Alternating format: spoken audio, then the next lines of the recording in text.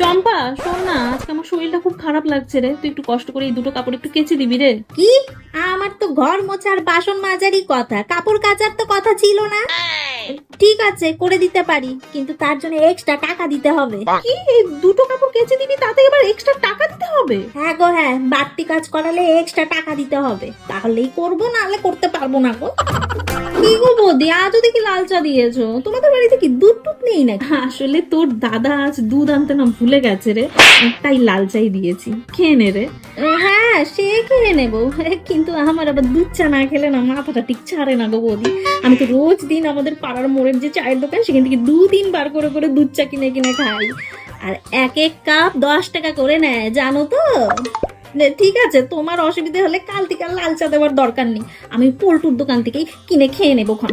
আচ্ছা আচ্ছা ঠিক আছে, আজকে তুই কষ্ট করে খেয়ে নে, কাল থেকে না হয় তোকে দুধ চাই দেবো। বা বৌদি, রানী কালারের শাড়িটা তো খুব সুন্দর। এক কাজ করি, এই শাড়িটা না আমি নিয়ে যাচ্ছি, সামনে আমার বোনের বিয়ে আছে, পরতে পারবো। ও মা, ও কি, এটা আমার বিয়েতে পাওয়া শাড়ি, এটা আমি তোকে দিতে পারবো না রে। ঠিক আছে, তুই যখন চেয়েছিস তোকে না হয় অন্য কোনো একটা শাড়ি দিয়ে দেবো। বাবা, একটা শাড়ি চেয়েছি তাতেই এত কথা শুনিয়ে দিলে বৌদি। লাগবে না গো তোমার শাড়ি, আর এমনি তো তোমার শাড়ি নিয়ে গেলে আমি রাখবোটা কোথায়? আমার নিজেরই কত শাড়ি, আলমারি ভর্তি শাড়ি, রাখারই জায়গা নেই। লাগবে না গো, লাগবে না, নিয়ে নাও।